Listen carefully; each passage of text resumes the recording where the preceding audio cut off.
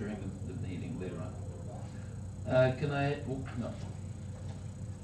We would like to begin by acknowledging that we are in Robinson Huron Treaty Territory, and the land on which we gather is the traditional territory of the Atikameksheng Anishinaabe.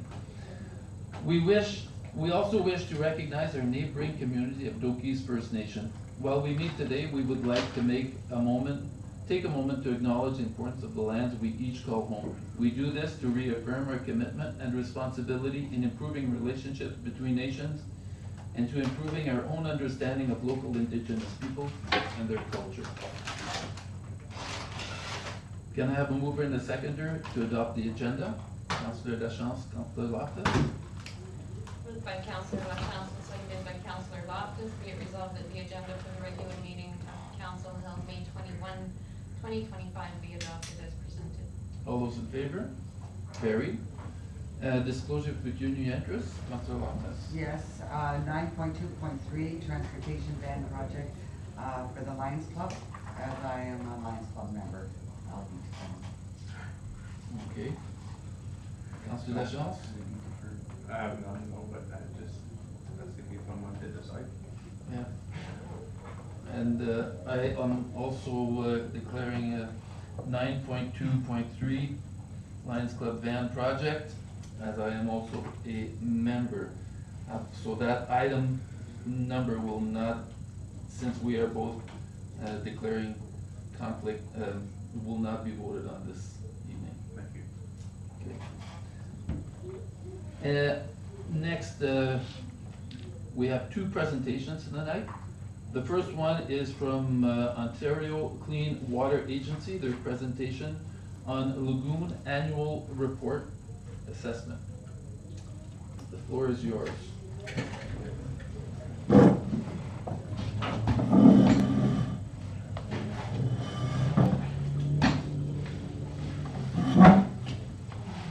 Okay, yeah, I'd like to first thank Mayor and Council for inviting us here. My name is Ted Smider. I'm the Business Development Manager with the Ontario Clean Water Agency for the area. And my colleague here, Fred Bove, he's the Senior Operations Manager for the facilities in the area, including this particular facility.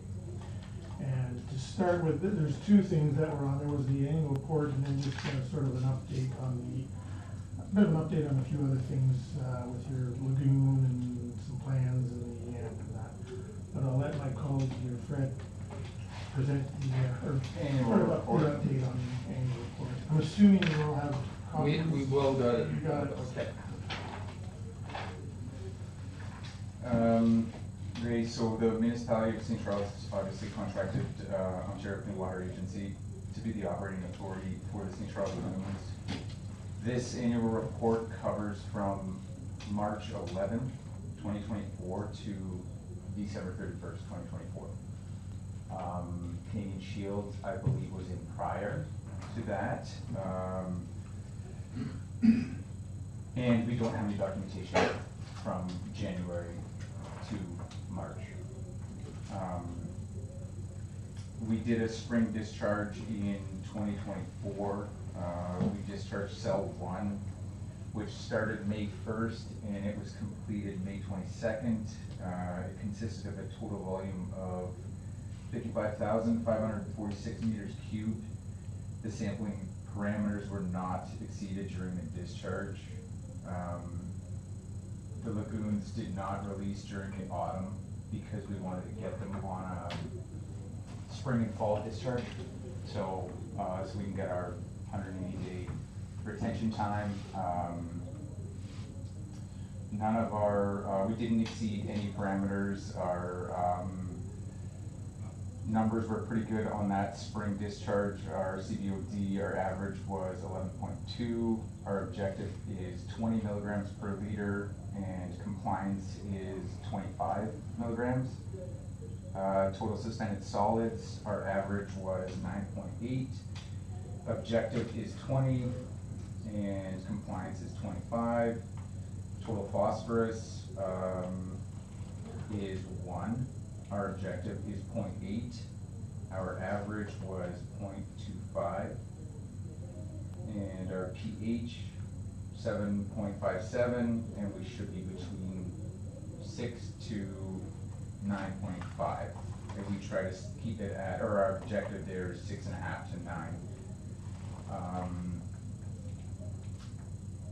We did treat the cell with ferric sulfate to get the TSS and the phosphorus down.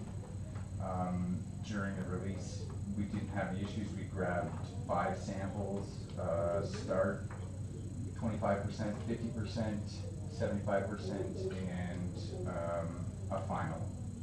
It went for 21 days, and now we had a total raw flow from March until December into the lagoons of 67,667 cubes.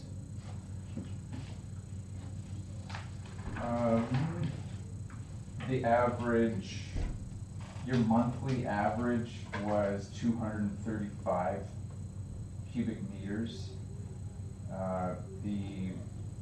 That's about 43% of your rated capacity. We had a peak in April of 1,439 cubic meters in a day, but that's attributed to heavy rain, infiltration, which is common with a lot of these facilities. Your rated capacity, I believe, is 546 meters cubed, so we were just below half. That high peak was about 234% of the rated capacity. The total raw sewage flow into the lagoon, like I said, was 67,000 cubic meters. And in the spring, due to rain, runoff, and infiltration. Like seasonal discharge took place in the spring. They didn't require the release in the autumn because we wanted to get it on a rotational basis. This is our first full year with it, and we'll see how it plays out. One cell is significantly bigger. I think it's about 80,000 cubic meters, and the smaller one is about 60,000 cubic meters. So we'd like to fill the big one over the winter so that we can account for infiltration, runoff, snow melt. All compliance objective limits were met during the spring discharge. The operator did not observe any free-floating or settable solids. They did not notice any effluent which contained oil or any other substance. Total volume of 55,000. In an effort to meet the effluent objectives, obviously we treated with ferric sulfate on April 12th, and we treated with a total of 1,040 imperial gallons. Based on the above monitoring program and sampling records, the sewage works provided adequate treatment within the required daily flows while providing quality effluent. Facility upsets and non-compliances. So we took over in March, and the MECP had come in May, I think the 16th, they scheduled an inspection. So while they were completing the inspection, it was discovered that the effluent valve on cell number 2, I think is the smaller one, that valve was left open by the previous operating authority after their fall discharge. On May 1st, the raw influent flows were directed to cell 2 at the time. The cell was empty and well below the discharge valve. It was obviously believed that the level reached the discharge valve and began to bypass approximately 1 week. During this time, cell 1 was being discharged for the spring release, so the flows from that cell were mixing with the release, and you couldn't calculate what was released, but the valve was closed, and we sampled and filled out the paperwork for that bypass. Other than that, I think there was one non-compliance, which was the sewage works in compliance within the effluent for total phosphorus concentration limits, listed by the MECP, the concentration limits are 1. It was not in compliance, but that was Canadian Shield's release in the fall. Essentially out of our hands with that, but there was also a recommendation, conformance with the effluents, which we obviously did with the following discharge in the spring.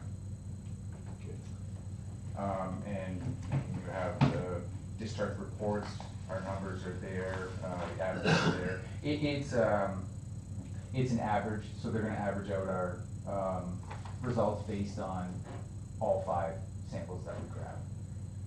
As per the ECA, I believe they require quarterly raw water samples, but we take them monthly, just to have more data and more samples so that we can plan for treatment, or we can see how our lagoons are doing. I don't know if capacity is an issue. I know infiltration is, like I said, it's common. I don't know if it was possible that the camera work that was going to be done. There are some work being done on the collections? Yeah, they were all sent to you? And Yes, that- we have, yeah. Okay. Yeah. Yep. We've looked at them all. And Yeah, and we have a sonar survey booked for August, end of August, early September, to determine the amount of sediment or sludge on the bottom. They can give us, their reports can give us a dry tonnage estimated of what can be removed or percentage that sludge is taking up in volume. It'll have 3D imaging of the cells, and will tell where it's built up, we've had some where it's like they didn't realize that there's rocks and, it's built on a rock sort of thing, and they didn't realize it. So it'll show all that, where it's built up. The other thing it will do is, because you need this survey before you really can do anything else. It got a bit, we couldn't do it in the spring. Now would have been a great time, but it was the timing of when the release and everything, we just couldn't coordinate it. Tried to coordinate with a bunch of them because it's a cost-saving measure for everybody. The more we have, the less it costs. So it's happening later on, probably what? I think in August. Yep. Okay. Yep. The other thing it's gonna do is it's gonna determine sort of the composition of the sludge in there. It'll determine how much sludge there is, but what the composition is, because you have 2 types, basically, organic and inorganic. And the organic, and with all that, then it's kind of a we can, treatment-wise, whether it means, it's all inorganic, then maybe it all has to be dredged if there's too much. If it's organic, it can be treated in other ways, chemically, which we've trialed different ones in Ontario as well too. That worked quite well, and if you can get another 20, 30 years out of it without having to do anything at a much lower cost, it may be worth it. So, but those are things that we need to survey first to do that, and then we can make it determined from there. Because you need that, because you have homes potentially being built, but also you want to be able to accept, because I have various discussions with the CAO about septage receiving, from understanding, and Michelle might be able to explain, have a better understanding of it, is that your neighbor has a septage, can receive their own septage, but they have a septage plan. There's nothing in your ECA that says you really can't accept it, but you should have a septage plan, and that's gonna determine, how much it's gonna take into account all the homes, holding tanks on septic that do pump, and how much you can accept, and what the lagoons are like, and if they need to be cleaned and all that. So it's gonna give you that plan. Probably a good idea to have pre-consultation with MECP to make sure that will work. And then you can sort of be your own masters of your own sewage within the municipality, which which is a good thing, in that regard. But that's something that would happen after the survey. You'd probably need the services of a consulting engineer. That's something we could do, but it's probably better for you to do it yourself, less expensive, because it's a matter, we could probably get help in getting an RFP out or something like that for you to do it. I don't know the cost or anything like that, but once you have that, then you can, it wouldn't be really too much of an issue to allow septage into the lagoon, maybe some minor modifications. A receiving station would be Ideal. ideal. Yep. But then again, that's cost associated with that. But I think in the initial, you could receive it to start with, in that regard. Does anybody dump in those lagoons? We did notice, tire tracks in the big cell last fall. Looked like, double axle. No, I- there should not be Yeah. anybody that goes in. I mean, it could have been, it could have been, one of the public works trucks, I'm not sure, but, A double axle, no. I don't believe that we were out there. yeah, I didn't think so, but it was, noticed by one of the operators last fall. Okay. There was one issue last fall of the 22 John Street. You are correct. It's because they had a blockage and it was sewage meant to go into the pipe. Okay. And they were allowed on the emergency basis. Yep. To just bypass the entire system and go dump it directly. Okay. So it might have been. That would explain it, yep. And we didn't notice, continuous. So it was not septage, it was actually, because it had a leak in the basement, so it was just not from a holding tank, but from Yep. the basement. Yeah, okay, well, that would explain it, like I said, it wasn't continuous, we didn't notice it any other times, that was the only time. Yeah, I had forgotten about that. Thank you very much, Dennis. We didn't have a lot of issues, I think a transfer switch, on the generator was our only concern. We replaced it, we've installed our outpost for monitoring and alarms, and everything. Flow meter was wired, moved, into the building, it was set up outside above the well, so we dug a trench, ran conduit and moved, the actual unit that leads the flow into the building, so it wasn't exposed. And that was about all of our issues that we've had so far. So All right. Now, I don't know if you want me to, just, there's also you just received, well, actually received two things, just one today even, was the operations manual for the whole wastewater system, which you had one, couldn't No. find it. So, No. you have one now, it's yours. We usually keep them electronically, I think you have it, electronically, if you want to print it out, you can, but it's, electronically, I think is what they do for most of the towns. Yep, and we'll just send those to the inspectors. To the inspectors, and they have that.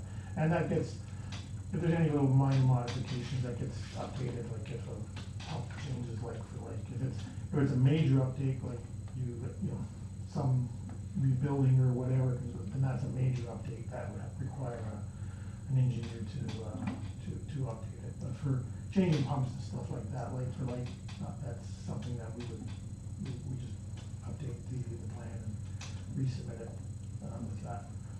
But I don't know if, you've also received an asset management plan for the water wastewater. This plan is a requirement, you need it for funding and applications and that. I consider it basically a living document, because it's, right now it's based on, what you have and what things are. And one thing that we utilize is it's based on, the assets are based on performance, not some things where you have like depreciation based on age. Because some things, just because it's old, doesn't mean it's not performing the way it's supposed to. So we base it on performance, whether it's good, fair, or poor. In the red, then you get, that means you need to really do something with it right away, or soon at least anyways. This AMP gives you an expenditure program, and it's based kind of off your, off the capital major maintenance plan that we usually put out. Now, it's something where it's, it's recommended and it's highlighted in, with red and yellow stripes. That's, meaning it's something that needs to be addressed fairly soon. So that's what this is based on. But again, being a living document, a lot of this is based on discussions with the municipality about ability, like finance and things, how much they can afford to spend annually or whatever to put into the system. Or if whatever, there's funding that comes out and you get funding, then of course that would change as well too. In there, they do show what is it here? Kind of a sample of a declining expenditure. It's on page 7 where you have a lot of green and then it switches to yellow and then it switches to red. If you really don't do much at all, eventually that's where you're going to end up. The one that they have in there is the ideal desired performance. Is it going to be realistic? Hard to say. Probably not, even for most municipalities. But it's, so a lot of them address the needs that are, right at hand or that need to be addressed. And that's, but as I said, this, it's based on a spreadsheet that we do, and we usually update this every year kind of thing because things change, pump changes or whatever, they put a new and it's in there, then you'll see more green, less yellow, less red.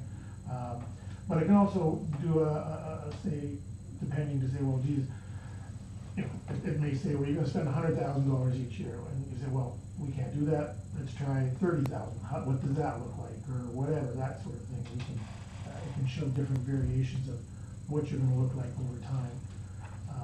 But I think the key thing important is in the capital plan or the major maintenance plan.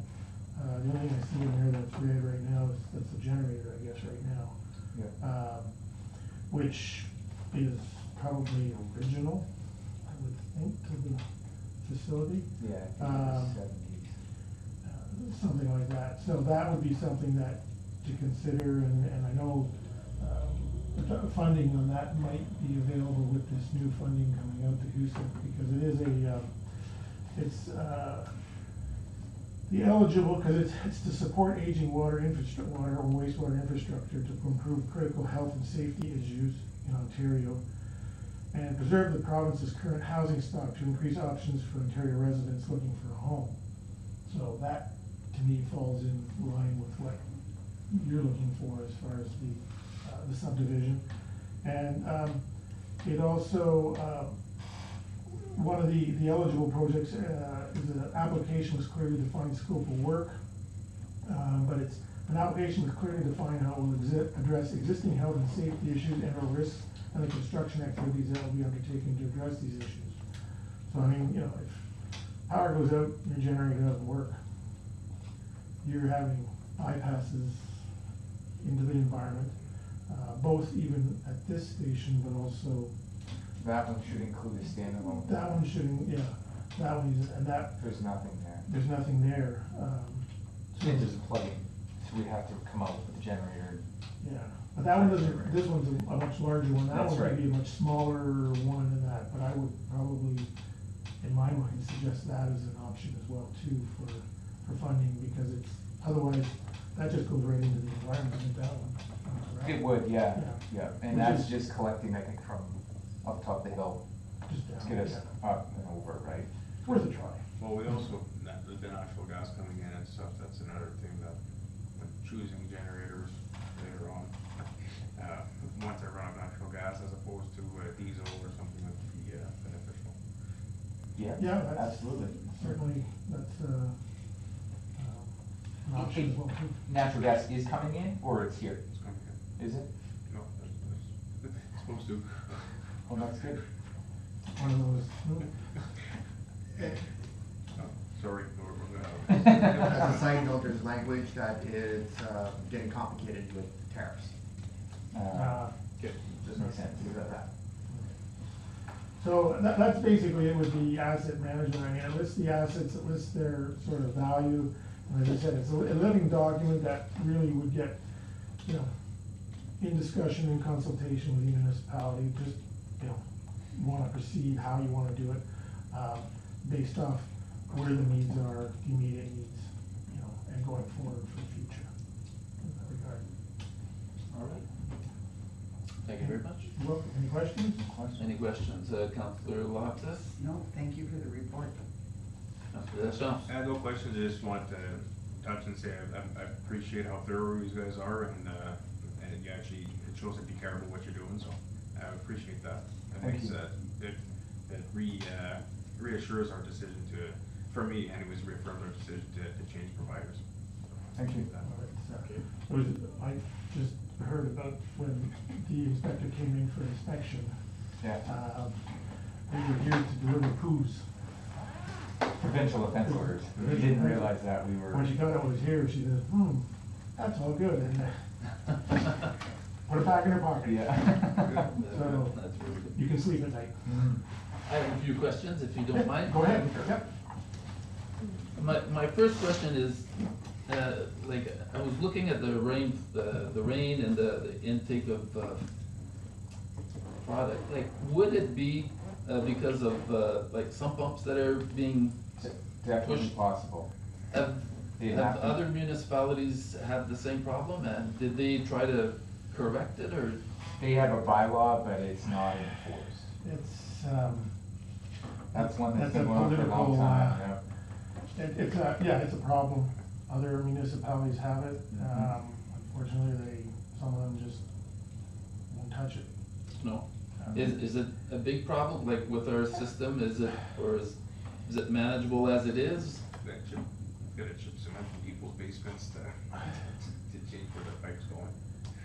Well, if you did, you could do smoke testing and you'd find out Yeah. for sure, because it would be coming up in their house and then you'd be getting, you know, that would tell you who and what and where. I think everything contributes.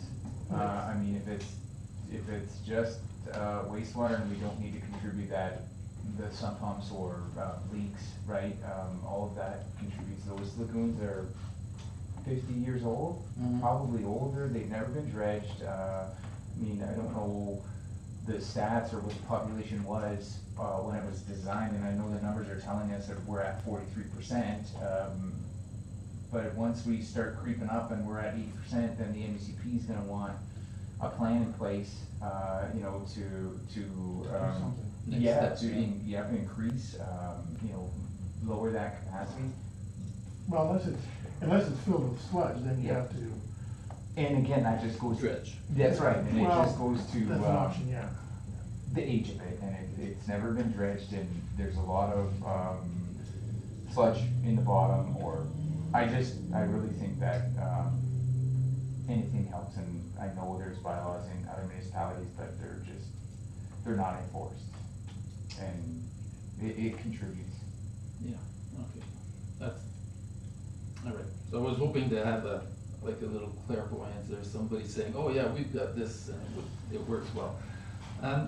Septage, okay, you said, what would be the next step, because I know that, right now, we've only got essentially one supply, unless we wanna get somebody from Sudbury to come and, help empty any of the septage, in the neighboring, the neighbors. Mhm. What's the next step if we wanna start looking at that a bit more seriously? Well, first we gotta do the sonar survey to find So out that where. sonar, and after sonar? After sonar, that will tell us, then we'll look at options depending on if it needs options. I mean, it may be, if it's at 40% and you have, you know, say you got, you know, a few inches of 10% of non, and then you only have a little bit of organic sludge, then it's probably not worth it to really do much. It just depends on where that falls. You may be fine, then it would be of getting a septage plan, because that's going to tell you, how much, you know, what you have. like within the municipality, and it's gonna look at everything else within the municipality, all your holding tanks and whatever, and what's gonna come into it, and your future capacity, and how the lagoons can handle it going forward. And that, you got, and then that would be the next step, so I'm thinking time-wise, you might, well, if we do that in August, you have you have the report shortly He said thereafter. couple of weeks. Couple of weeks Yep. within the month. Yep. Then, That just determines our course of action Course from of that action. report, Yeah. whether we go treatment or whether dredging or whether we don't need yeah, to at all. look at that. But you need a consulting engineer to do, I think the one at, EXP did theirs.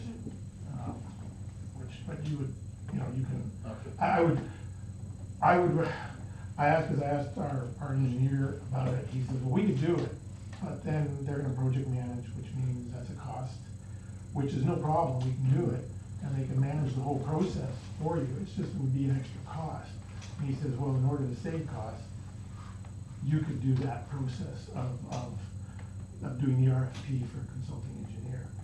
Just depends on, we can determine that at the time, how you wanna proceed, if you wanna be involved in that, or you want us to look at the whole, because what we'll do is we'll look at it and look at options and go from there and see what the best scenario is with it. All right. But I think, from a timeline, I don't know how long it takes to do a septic charge. Probably take a few, it probably wouldn't be till next year, I would. Or Q4, yeah. Or maybe late Q4 this year. So, We would just need to track essentially, what's being dumped in there, Yeah. and that, the sonar survey will tell us,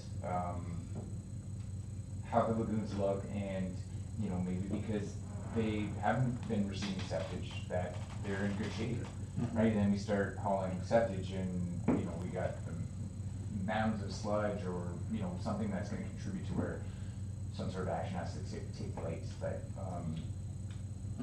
the survey to start, that's where we need to go, to determine. So after the survey, then we ask the question? Yes, Okay. yep.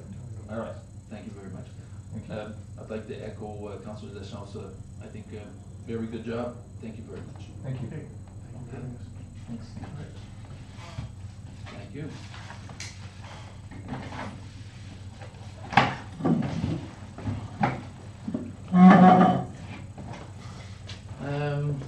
Next, we have Jean-Paul Dau regarding Chamberlain Road request for access.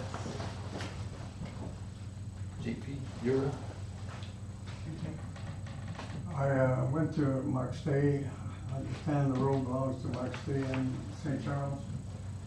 Went to Mark Stay last year, and where you have a turnaround now, the road continues, and Kim over there, who's CAO, wanted the turnaround down below. I offered to build the road from this turnaround to the next one, and then I would take it from there. I got permission from Crown to put my driveway. One of the councilors over there said, no, we don't want to do it at this time. Don't know why. I was paying for it. But anyway, I'm no longer interested in that. I worked with Dennis a little bit to show me what the road is, and he gave me the documents and stuff, and I brought that to my legal team.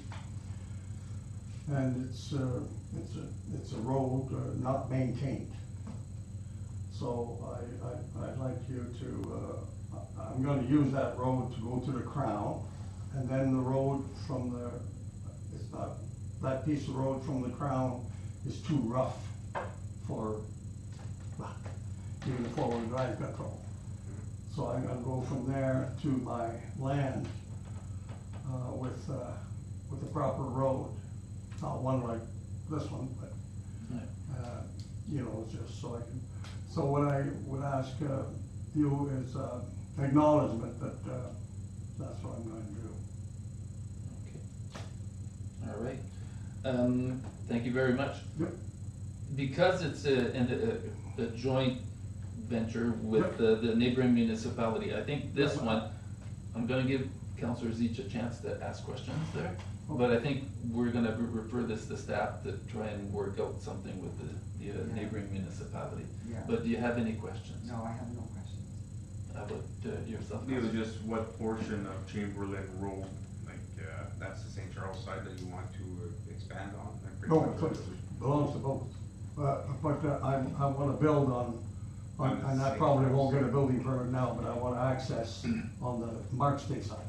Okay, so you want access to. But I don't wanna go to Mark State anymore. You don't wanna consider building on the St. Charles side? If I owned it, there's no problem. Okay, no, thanks. But I don't want to, I met with, not council, well, might have been a couple of councilors there, but a road people, Mark State, Public Works? last year, and they all agreed, Kim and Ronnie, is it, and a few more, and they all agreed with me, fine, for me to build the road from the cul-de-sac, from the turnaround to another turnaround, but, class 6, I think, right? For the road. Class 6. And then the municipality of Mark State would plow to that and give them a better, bigger turnaround down below than they have now. And then all of a sudden it just fell, and now I went to Mark State last night, and apparently I wasn't on the thing. I didn't get, I got an email, but I don't read them. And by the time I read it, they wanted me to go there June 12th. June 12th at 1 o'clock to meet with, who are these people, please? Public Works. The road committee. Road committee. And, but, you know, it's been a year since I met with them before. I really don't want nothing to do with them, except if I may, but I think I gotta ask Andrea for a building permit after. And if I don't get a building, but I had a building permit before, I don't know why it was taken away. But, I'm gonna try it again. If I get a building permit, fine. If I don't care anymore. Okay. Any other questions, Councilor Jones? No. I'm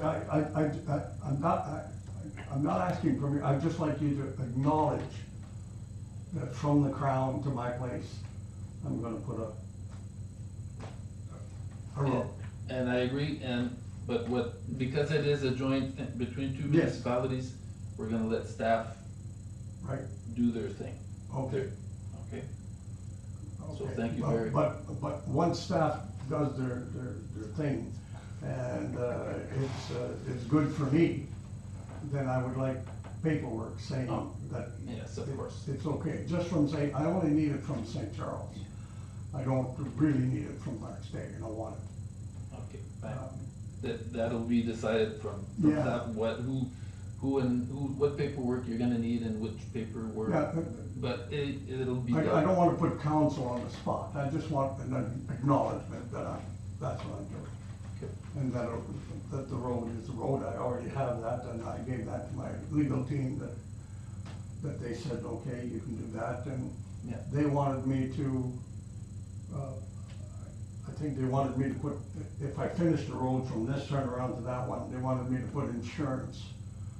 But I didn't know how long I'm insured for 5 million, so anybody that would work on the road, is insured,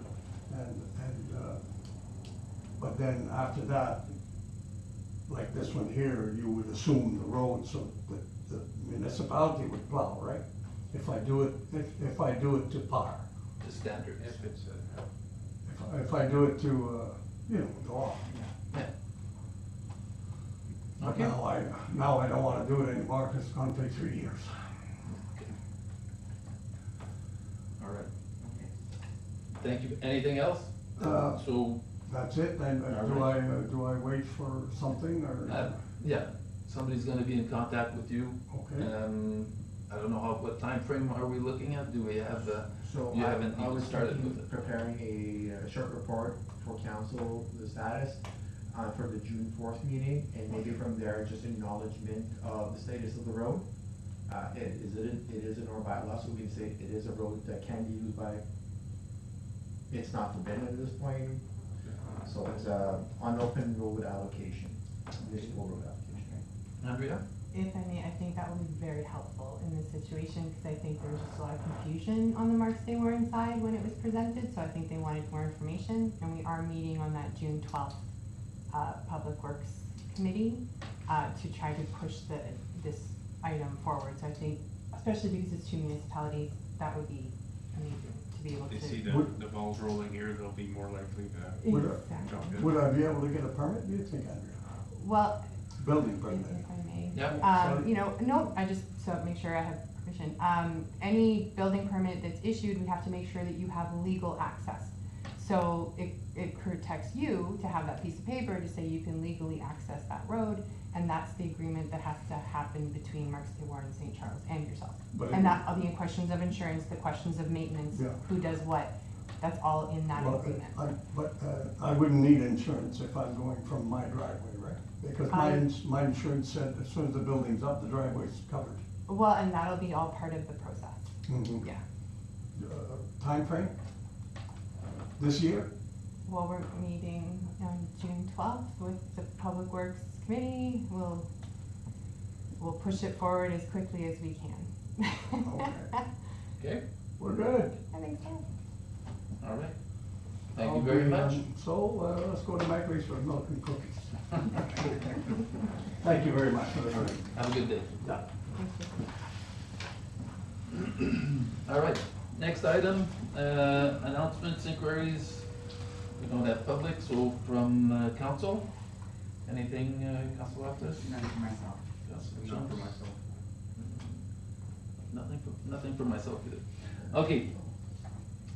Can I have a mover and a seconder to adopt the minutes of the meetings of April 16th and April 30th? Councilor Deschamps, Councilor Loftus? Moved by Councilor LaChance and seconded by Councilor Loftus. Be it resolved that the minutes of the following meetings of council be adopted as presented. Regular meeting of council of April 16, 2025, special meeting of council of April 30, 2025. All those in favor? Carried. Can I have a mover and a seconder for, to accept correspondence? Councilor Loftus, Councilor Deschamps?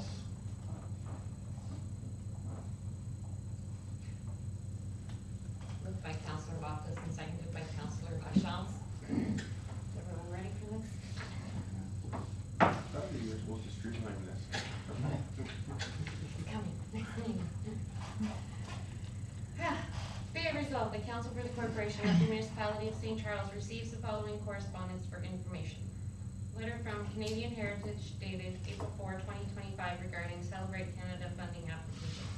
Number 2, copy of letter from Georgina dated April 7, 2025 regarding resolution regarding salt management. Number 3, letter from Cunningham Swan dated April 11, 2025 regarding Integrity Commissioner Services Annual Report 2024. Number 4, copy of letter from Mulmer dated April 11, 2025 regarding procurement and advocacy for trade agreement exemptions. Number 5, copy of letter from Sunbeam Shores dated April 14, 2025 regarding opposition to proposed amendments to OREG 530/22 to expand strong mayor powers. Number 6, copy of letter from Amherstburg dated April 15, 2025 regarding resolution 2025-40414-011 opposition to strong mayor designation for the town of Amherstburg. Number 7, email from Tilsonburg dated April 15, 2025 regarding Tilsonburg Town Council decision letter, April 14, 2025, strong mayor powers. Number 8, copy of letter from Aylmer dated April 16, 2025 regarding motion regarding opposition to expansion of strong mayor's powers. Number 9, email from Perry Sound dated April 17, 2025 regarding town of Perry Sound, call for inclusive research to reflect diversity of Canadian communities.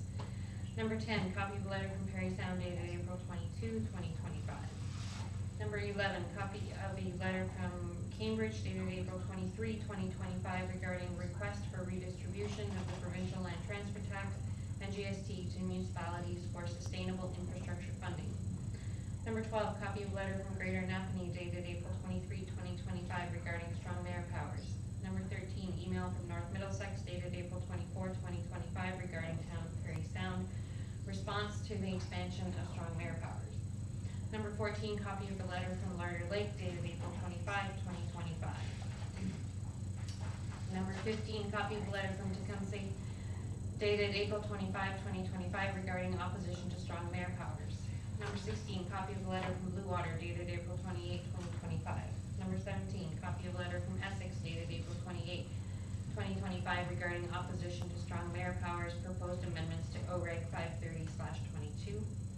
Number 18, email from Richmond Hill dated April 28, 2025 regarding City of Richmond Hill resolution, Councillor Silivitz, provincial regulations needed to restrict keeping of non-native, bracket, quote, exotic wild animals. Number 19, copy of letter from Otonby South Monaghan dated April 29, 2025 regarding proposal to end daylight savings time in Ontario. Number 20, copy of letter from South Huron dated April 30, 2025 regarding proposed amendments to OREG 530/22 to expand strong mayor powers.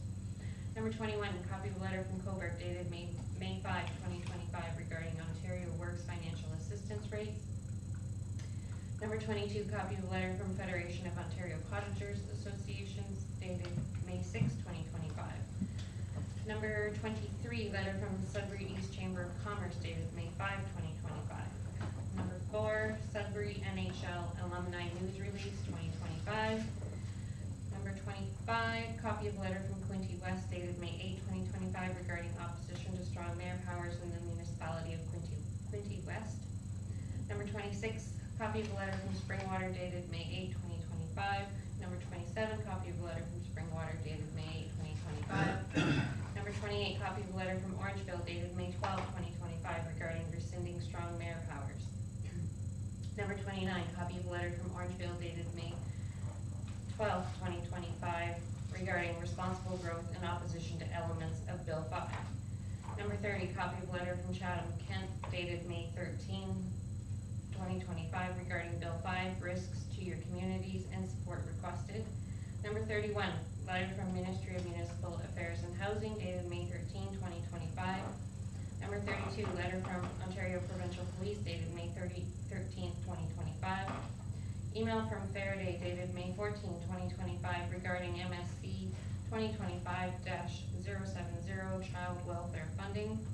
Number 34, email from Federation of Northern Ontario Municipalities dated May 14, 2025 regarding FNUM Annual General Meeting Resolutions, bracket May 4, 2025.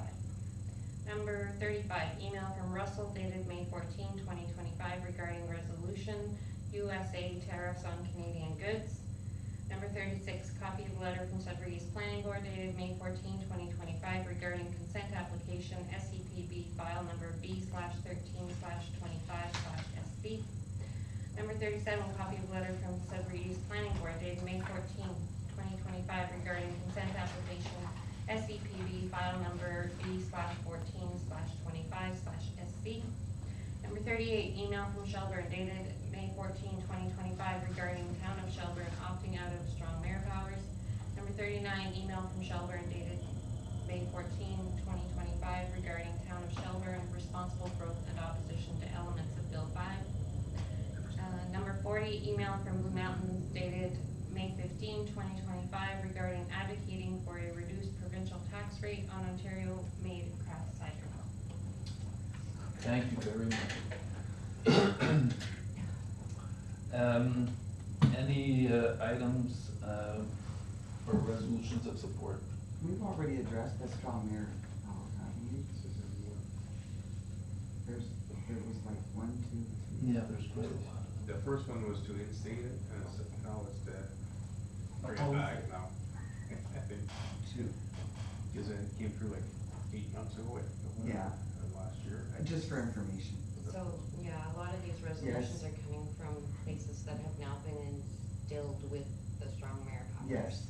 big, okay. Without Because request. there was a lot that got it. Yeah, I know, last yeah, round. I know that. Okay, no, information only. All right, Councilor Deschamps? No, for information only. All right, thank you very much. All those in favor? Carried. Next, item 9.1, resolution to receive cash disbursements. Councilor Deschamps, Councilor Loftus. Moved by Councilor LaChance and seconded by Councilor Loftus, be it resolved that the cash disbursement registered for the month of April 2025 be received in the amount of $940,843.58. Any questions? I have a question, if I can get to it, it's right here. Page 216. Okay, it was just about this late payment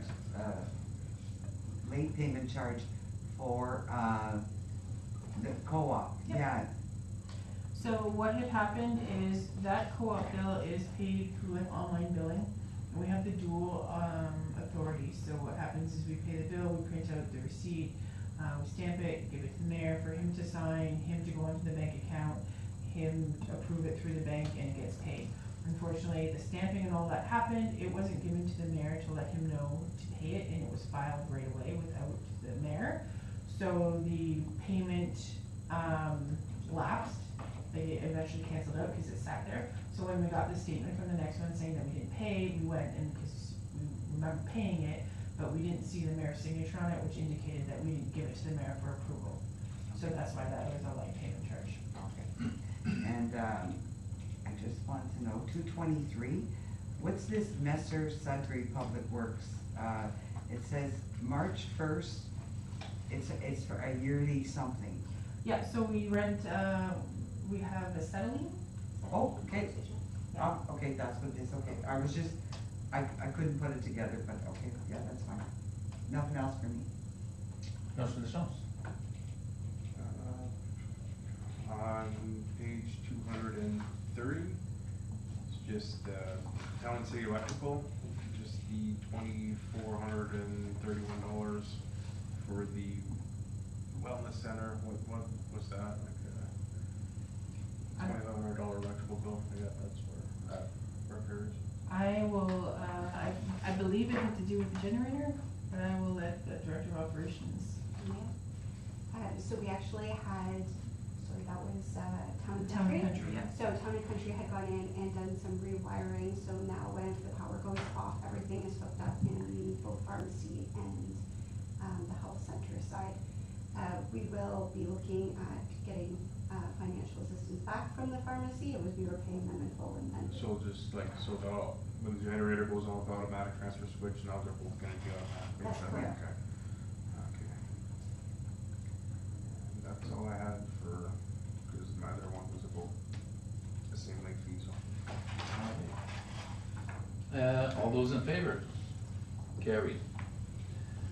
Next, 9.1.2, establishing daily rate for classrooms, Denise Circle. Yes, Your Worship. We just recently passed a lease agreement for a monthly rent for a yoga wellness class using one of the rooms. She's going into summer and she's dropping a few classes because of the seasonal change. She says she can do as little as 2 classes per week, so she's requesting a daily rental rather than a weekly because it's not feasible for her just to do a couple of classes a week. What we did in terms of cost, we took the total cost of the rental for the top floor, we divided by the number of rooms and then by the number of days. So to one classroom equals to $10.92 per day our cost. So if we were renting everything at $10.92, it would be a washout, except for the library, which is a municipal expense. But that being said, if council were to establish a daily rate, a $15 rate would be a profit of just over $4.08. Obviously $15 is low. We can definitely consider higher rates of 20 or more. I just put this forward as an interim, and then it's coming here for council's approval. Talking with the leasee, she's going in twice a week, she would love to leave her stuff there, set up. I said that might be a challenge, because if you're doing a daily rate, usually daily rate means you vacate the premises at the end of the day. One of the options would have been to store any supplies in the back of the room, or complete removal items, or leave it set up and with condition that she must take it down if we were to rent. We also have a second classroom that stands empty right now, so if somebody were to come to rent, we could rent the other one. Unfortunately, it's a difficult item to rent. The school preference is for professionals and not really like commercial activity, but more like a lawyer sitting there, or a therapist, or that type of, that's what they envision for that. And again, I'm just here to see where council wants to set the rate at. We are making a profit at 15, but for the cost and trouble of setting up, we can consider definitely higher. I did put the price here, it's because anything else is profit. Thank you very much. Any questions, comments, Councilor Loftus? No, like she's only doing it like twice a week, you said? Yeah, twice a week. So 8 days a month, and then she, you know, like she's, I know where she's coming from.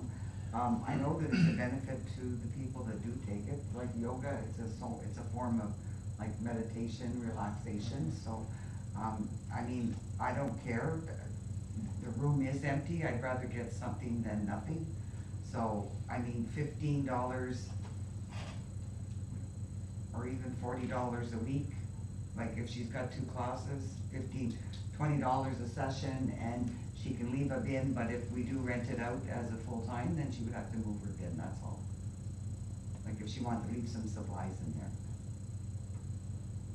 But it would be her responsibility Okay. to keep. But what sort of supplies is she, is it? Just yoga, Just the mats? mats and balls Okay. and. Yeah. So she has extra mats, she has blocks, she has, well, she has her singing bowls set up there, she has lights all strung up. Obviously, she would probably have to take all that down, but she does have a lot of, like, just yoga equipment, spare. Okay, and does it take, would that occupy a big section of the room, you think, or? Right now, I Or think is it she still has really- most of those mats in a tote, like, kind of thing, but the blocks and stuff, I think she kinda has, is there shelving underneath the windows? I think Okay. she's got it on some shelving in there. All right, thank you. Councilor Deschamps, any questions? I'm kind of just, like, regardless of the price, if we're doing a daily thing, we have another classroom up there that's empty too, right? So would we be, if someone else wanted to rent a classroom for a day, would we be pushing them towards renting the one that's already on a daily rental, or the second one? Because I'm just thinking like, now we're gonna be cleaning 2 different classrooms at a low, like, and I don't wanna say low rate, because if you break it down to the daily amount, I understand, but if it's only used twice a week and the cleaning is still being done weekly, it doesn't really, no cost savings there, right? So. In the recommendation I did for the cost of, like, it's $15, but if we have to clean, you're paying the hourly rate. So it's $15, but if we go there and there's dust, there's dirt, we have to move stuff, they're paying our staff to do it. Similarly, there's 2 classrooms. I was supposed to go at 3 o'clock today, but unfortunately I double booked myself I'm on a meeting with the mayor. But I wanted to look at the second classroom to make sure it's ready, because basically it's 4 bare walls. And it should be just give a key access, and again, if you are doing a daily rate, it would be $15 plus cleaning, whether we ask a deposit ahead of time, just to ensure like a $50 deposit or something similar, to say if you leave it dirty, we're just gonna get into the deposit to clean it. I just think we gotta have language in there that states that as soon as, like, if someone were to come, and obviously full-time renter would have priority on either or room, right? And the whole week, like, you can't put weekly in there, like, I think there's St. Council office, you're saying, oh, $40 a week, right, if she's only using it twice, we can't put weekly, Or because then. $20 a session, I meant, like Yeah. $20 Because for we every can't put time. it in weekly, Yeah. because then it would just. Yeah, I agree. If you think, again, if the roofs are sitting idle, I guess some income's better than none there, but, as long as it's not impeding on future use or more beneficial or permanent use, I guess is what I would. As far as the rate, I think that 15 is low. I think that it should be probably $20 or $25, just because it's very convenient. Like, I'm not, again, very convenient for the person that's renting the room for a day to have $25, I got a room for a day. And again, that's a 24-hour thing, or is that just in there while the building, because those doors are locked after a certain time, right? On that side? No, always open. the municipal side, and I did confirm with the school, they do not like overnight stuff, Mhm. but they are more than okay up to 11 at night, for operations, because they were looking for night meetings. Because I think the janitor has to go and set the alarm and stuff after the fact. or- No, there's alarm for the school side, which is completely different, separate from our side. Okay. Okay, well, I don't know, as long as we're covering our bases inside the language and times of use and a day is a day, not, 2 days or, I don't want to get too loosey-goosey and then everyone's like, oh, $40, I'm spending $40 and I get the whole crew around the place for a month or. And just not to interrupt, but I do have to also do the math, make sure that it's not cheaper to rent daily rather than, because we'll have also the other renters saying we wanna do the daily thing, so. That's why we cannot rent it. Yeah, for $10. we'll rent 4 weekdays instead of 7. And that's what I'm saying, right? You gotta make it at least, a number where maybe it's over, $40 or whatever, just to say it makes it inconvenient, but convenient for someone that only needs it for a day or two, right? It'll still be convenient, if it's what, I don't know what it is, $10, $20 per person attending a session of yoga, or whatever it is. Or for the Lions Club sake, I know that's potential for them too, for their meetings, but, and it's still $20, $40 for a week or a month isn't significant, I don't think. But the yoga class only lasts, I think it's an hour, so she would require it so I would say $20 an hour, or 2 hours. Like if for her session only, she doesn't need it for the day, she only has one class, right? In the evening, so she only wants the class to, for a couple of hours, basically. She doesn't need it all day. No, I Yeah. understand. Yeah, that. so, I mean, I don't know what to do with this one, cause I mean, I'm in support of letting them have the room for a couple of hours for a certain price, but you'd have to make sure like it would be, the other room would be available. I know with yoga, you're not allowed to wear outdoor shoes, are you? You have to take your shoes off, so you wouldn't have to worry about cleaning the floors. So it's something that, I don't know much about the yoga side, my Yeah. wife can speak to it maybe, but I don't know too much about that. maybe we could look at first, cause she wants to reduce in summer months, you said? Yeah, she says she's. So why don't we reduce and maybe revisit in September to see how her classes are? But this isn't just specific to her, this is to Yeah. the rooms, if anyone would be entitled to renting it, right? That's Yeah, why, if you start idea. going hourly, it makes it even more. Maybe the CEO should look at prices first, hourly. Yeah, so there is appetite. When would she need it? When's her first time that this Well, when's person would her be? rent done? She's being in there, in anticipation of this, so I've been doing the daily, but I told her it has to be adjusted once I get a council decision, because she hasn't been in there, and then she just, changed, she was supposed to be moving south, Okay. for schooling, she's gonna continue the classes, so I need more information, before I continue, because otherwise she's gonna end up stopping because it's not financially feasible for her. I just wanted to try to bridge the gap to get it to a fair rate for her. But I agree, you should look at figuring out so that not everybody says, oh, I wanna go on the daily instead of the monthly rate. And make sure that there's no cost savings to go down to the, I could prepare an amending, to the fee schedule with the input of council. Okay. And maybe we can just put in the numbers, just to, after we do the comparison to the calculation. monthly. and my only other question for council is, option 2 says set a rate for a charitable, and this obviously would be a service club, so obviously we're thinking maybe of the Lions Club. Is this something you're in favor of, having the different rate or not? Oh, yeah. No, like, I mean, for the Lions Club is a lot different, like, that's an organization that's. Cause right now they're using this for free, But which already they get- could they already continue get doing. we already voted, they're already on the 15% reduction list, Yes. right? They're They're already a qualified organization, that's a municipal rental, so they'd already be getting that 15% discount rate on the rental. There we go. I All right. believe, Pardon me. That would be good. About 50. I remember there was discussed to go It'd be higher, 1350, if we stick with this.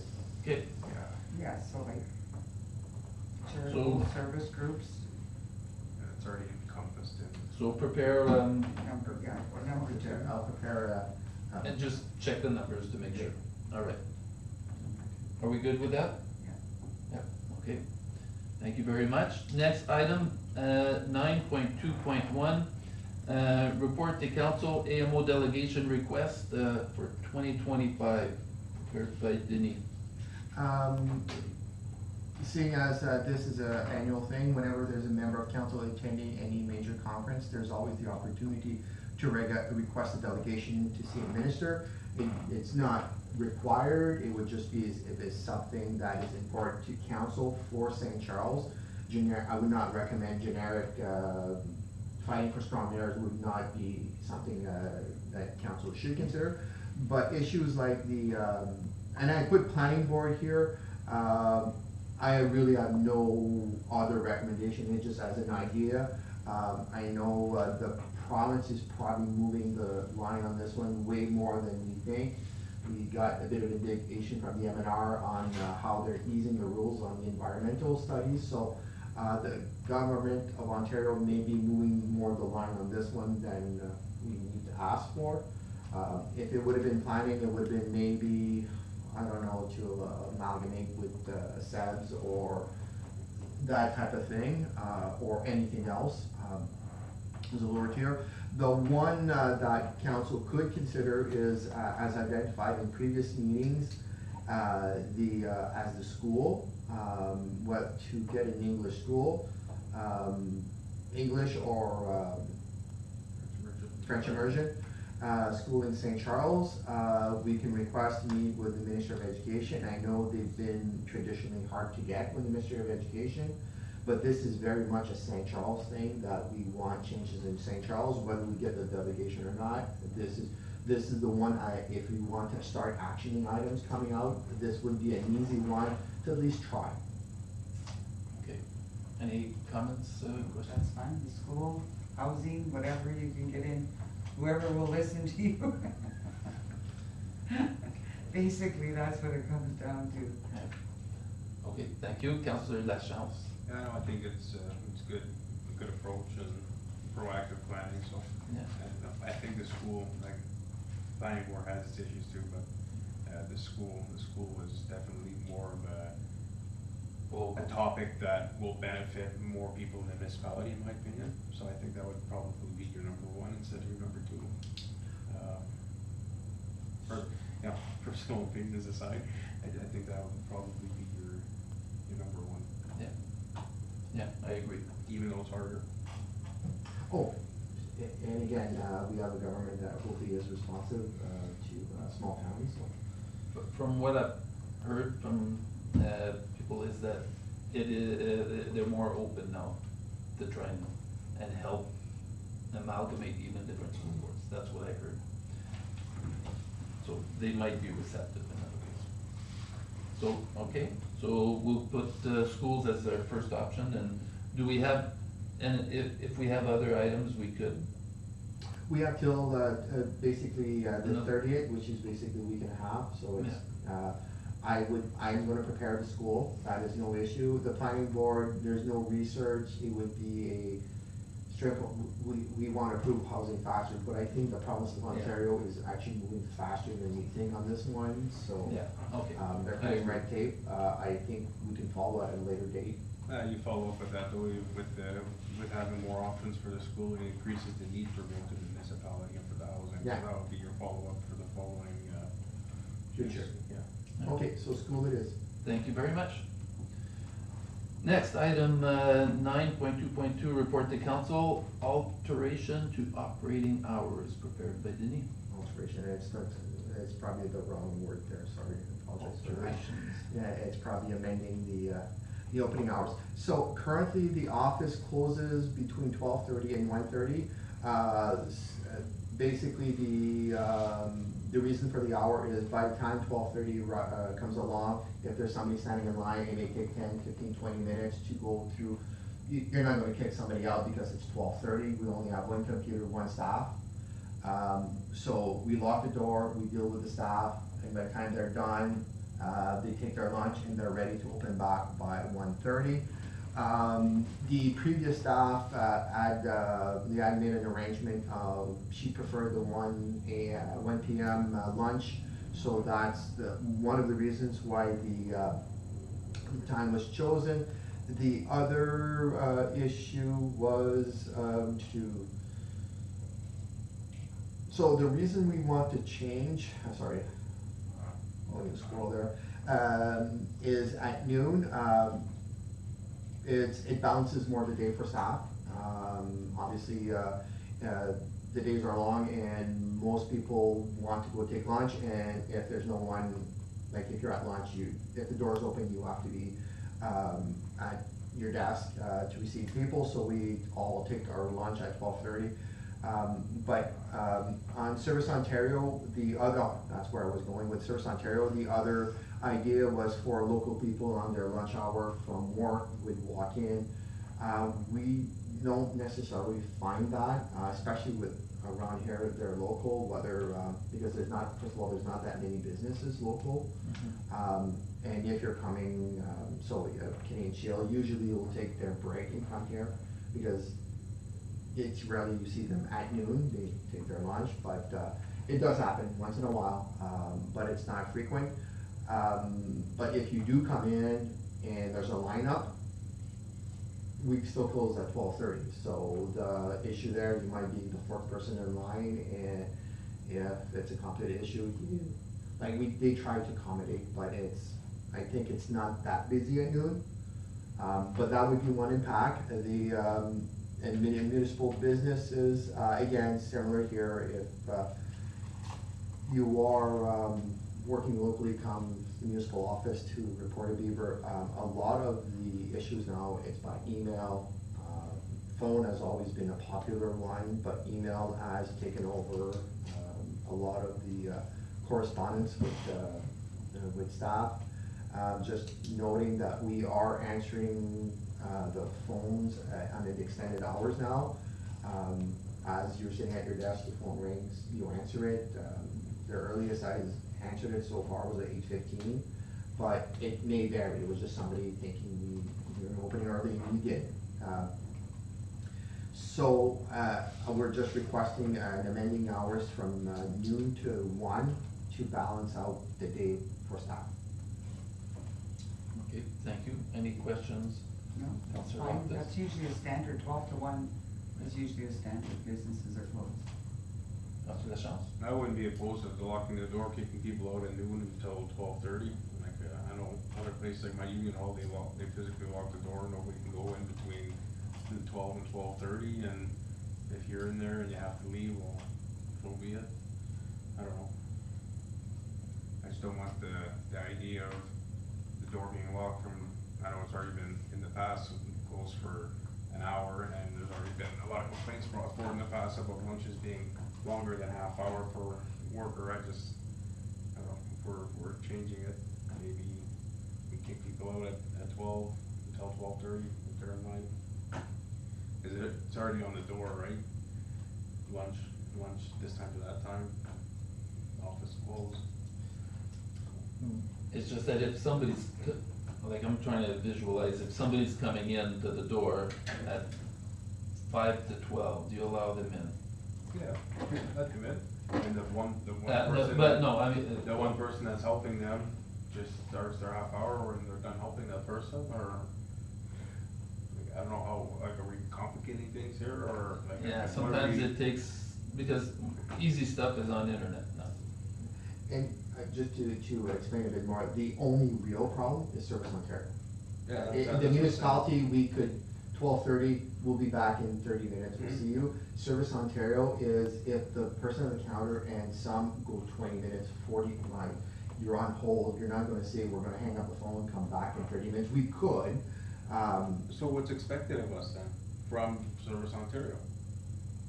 and that was. They're paying for, we don't pay for the service no more, we're not providing a service.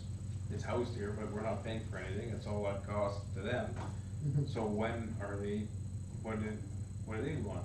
Do they expect their staff to work through break, or lock the door? So this is what I'm saying. I know Well- the government offices, they get an hour lunch, Yeah, because the girls that have been coming in have been getting an hour. so close from 12 to 1. Okay, so that's what I'm saying, so we're not, like, we're housing it, but they're their own boss, right? Yeah, well, not the staff isn't their own boss, but we have to follow what they follow, right? Yeah. And for the most part, it's pretty good, like if you, deliveries, the GFL, like we go open the door, it's not because we're on launch or anything that you will refuse anyone. In the municipal walking traffic, we had 2 people today for the municipality. You would have had a third one if I didn't have to go and shower before my meeting. Yesterday when somebody was off, there was 15, but, we will. Yeah, yesterday, I don't have the pace and bills here. yesterday there was quite a few walk-ins. Yeah, so like this is a typical weekday. Mondays and Fridays, usually Mondays are a bit because you have 2 days to think of stuff like either beavers or building plans. And I went through the gamut from beavers to building a horse barn. So just receiving papers, but still, I was there with a smile and it was done. So, if council doesn't object, noon to 1, and again, this is. And that's door locked. Once the last person leaves. If there's somebody in receiving a service, They continue, They whether it's continue. municipal or Service Ontario, we will continue until resolved. We won't say, hey, lunch, I have a little wicket and, no, so Service Ontario will continue right to the end and they have sometimes gone right almost back to opening hours. They're rare, those, because you're usually on the phone and you're waiting, for answers and correction, but, and other times it's not even an issue. Nobody notices it. would it be possible to, like, I agree that Service Ontario, which you stated yourself is the problem. That's where we have the long wait time, that she would, or he, or the person, would take that client or whatever, continue with that, and we'd have the opening hours for Service Ontario from 12, is it 1 or, from noon to 1, or you were saying? What hours did you want them to be off for lunch? Also, right now, we're just looking 12 to 1, the standard 1 hour off time. Okay, so it would be 12 to 1, considering, keeping in mind that she would have the chance to finish the Yeah, last because client. she only has 30 minutes of a lunch break. It's basically just to try to complete the task in front of her. And Exactly. if there's no task, then she would still continue to work until her regular scheduled lunch break at, well, now it's 1. We want to put our regular break at 12:30. Okay, Giving her half an hour to complete paperwork, serve the staff in front of her. but if somebody comes in for municipal side, And that's where the door is locked, whether you want to put it just hanging a little closed from 1 to noon. But then people sitting down here would have to realize, once this person is done, we will not, and Yeah. we will wait. and that's, maybe have the two, if we're saying they're separate, they're different, maybe treat them differently? Like have the Service Ontario, like you said, last client for the next, till 1, have a little sign. It's like, Somebody's- it's like at Costco, you get, other line, this one's closed. A little wicked, yeah, a little sign on the, I don't know the impact, there's always somebody, we just have to make sure we're alternating, lunches. And it's not the volume of traffic for the municipality, it's just, No. we just gotta make sure somebody is, always present, and then, because that's what I see, there's always, if somebody shows up, most of the time, like, they're taken care of. It's just that, like you said, for the municipal side, it's not that busy, and if we say, okay, municipal side is from this hour to this hour, yeah, we just have to figure out how to cut off people for Service Ontario, Yeah. just. I think the easiest, like, sorry, I'll just say, if you put, like, when Service Ontario starts their break, you just leave it blanket, it's like, okay, Service Ontario will be closed for a half hour at some point between 12 and 1, just, those little, the sign that goes in the window and actually has a clock, and it says, Service Ontario will be back open at, and they can physically change it to 1:05, or, that's it. And people, they don't like it, well, that's how you accommodate people. And if you're accommodating the person before that's going 5 minutes into your lunch, well, the person that's later this time, that has to wait that extra 5 minutes, or vice versa, right? So, that's what I would say, but, I don't know. yes. Also, one of the reasons why we had an hour lunch span is that we'd have two people alternating. So one person would be off between 12:30 and 1, and then the other person would be answering the phone, so that person gets a lunch, and then vice versa. And then the other person would be off from 1 to 1:30, and then that other person is back from their break answering the phone. So Okay. if we close the office for a half hour, then Nobody's answering the nobody's phone. answering phones, which could Yeah, be that's fine. what council wants. And then that's it, but we would be answering the phone for that half hour, where we have that, where we're fluctuating, we answer the phone at all times. Yeah, good point. Me, it doesn't matter, if it's Service Ontario, the issue, I just think it's easy to have that sign that says, hey, like, I put the buy one on Amazon or whatever, and Service Ontario is closed until, or we'll be back, and you can actually change, or even write it down. The person will have to remember to write it every day they went for lunch. Yeah. If you look at the post office, it's closed from 12 to 1 every day, people know that. So if the municipality is closed from 12 to 1 every day, it doesn't mean that you can't answer a phone if you're by a phone, but if you're closed from 12 to 1 and you have paperwork or stuff that you need to do in your office throughout your, after your lunch, like you said, you split your lunches, but the doors should be closed for 1 hour. Yeah. Point blank, close it. I don't have an issue with that. And people will put a big sign, closed, 12 to 1. Because when Denise said that sometimes they don't get their break at all, or they only have like actual 5 minutes Yeah, of their break, sure. that's why I was saying that. Close it, Clock and needs to 12 make sure to they 1 have their should lunch. extend. What, Okay. a bit of a dedication. Yes, So, can we put an implementation date on this? Because just knowing how Service Ontario works, I have to advise them that there's going to be a change and they've got to update all their service and everything. So could this be an implementation date of next week or how long do they need? only a few days, but It's just, you have It's to just update the like- website. Okay. it's not gonna be tomorrow. No. Okay. Whatever time they need, if it's a week, Because right now it says between 12:30 and 1:30 on their website, you want it to say between 12 and Yeah. 1. Yeah. okay. And All they're right. in- that's what they want. 12 to 1. Service Ontario, if that's what they're asking. Is Service Ontario asking for this? No, staff is Yeah, asking. So, okay, but Service Ontario is aware of this though? The Yes. person, okay, perfect, that's all. Okay. All right, so 12 to 1. All right, next item. Next item is the one that will not be voted on tonight, which is item 9.2.3, which is the Lion Club van.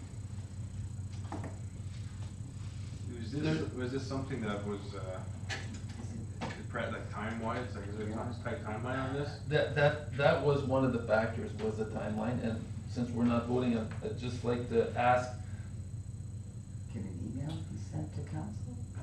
no, it's gotta be in, There's only one way, is for me to do it independently of council's direction. But then I'm going without council direction, and it's been discussed at council, it's been agreed upon. It's just the text of the agreement, that was the question to be discussed. It has been verified by, our lawyer. There's, I just need someone to second the motion, which I can't have, which is that's the issue. Yeah. Can you do What it? if, Yeah, are you still looking for Councilor Pelletier to show up? Cause what if we push this farther down, there's maybe a Yeah. potential that, I could have a seconder. I'm my little screen watching if he pops up there. okay, good idea. Is that It's something we can 8:30, do? cause Yeah. he should be on it. He said around 8:30 if he can't make it there, but if it's a timeline thing and it needs to get done. Yeah, it would be very advantageous if it could happen. So, and if it doesn't, we'd almost have to have a special meeting, but we have to have a special meeting when at least one other counselor would be present. Yeah, that's what So, I'm saying, we but- should just push this down, maybe revisit it, Yeah, well, for right today, yeah, I right agree, we before push the it end back. of the meeting maybe, and. Okay, good idea. And while we're on the subject, I know I'm veering away from our agenda, but we have another presentation from Keith for his, what did he call it? His report was on housing report needs and analysis. He's ready for his presentation. I think it was supposed to be on next council's agenda. We will, the clerk will be sending out a request, for a special meeting for that one, or push it to the 4th. That is not a decision the council, just deciding what to read. So expect an email from the clerk to try to, Okay. for a meeting for this. All right, so don't even have to talk about that one. This one, we'll push it back for now. Okay, item 9.2.4, report to council, human resources. Support, Monsieur Denis Turcot. Yes, council discussed, looking at, getting some, legal advice. I find the best way is for council to give authority to a smaller group of members of council to do what is like seek out pricing, pick the person, collect the questions from members of council, seek the answers and report back to council. And this is what I'll call require calling meetings, because you would have direction in a small terms of reference. The only question, and if council does do that, is make sure there's an upset limit. So basically saying you have X amount of dollars to go out and answer whatever question that council deems necessary to be asked. This is probably the easiest way to avoid coming to meeting, getting the questions. This is the rules, and council would just need to appoint 1 or 2 members of council. As with every committee, the mayor is always ex officio. If there's 3 members, then obviously the mayor is non-voting, and in the absence of, the mayor can vote. So this was just my rationale to try to simplify and get council the answers that they wish to be discussed. Thank you very much. Councilor Loftus. Can we defer this until all counselors are here? Because this is like, there's only the 2 of us, and I think that all 4 should be a part of this, because I remember the last time we were only 2. Yeah. And this was a discussion, and we were short 2 counselors, and we did defer it, so can we defer it again? That's what I would like to do. Okay, an agreement, or? It gives me more time to do more research. I have been reaching out for pricing options, just to see like what kind of, and a few different firms, most of them are in the south, because they're more specialty firms down there, I guess. Yeah. They have more, staff, I guess. All right. Give me a bit more time to look for pricing and stuff too for shopping. Okay, so we need a motion to refer. Can I have a mover and a seconder? Councilor Deschamps, Councilor Loftus. Till when? Till our next meeting? By the next meeting, I'm not gonna be here, but that's okay. Sorry, it was Councillor Loftus that moved with the. Okay, Councilor Loftus, sorry. You are correct, madam.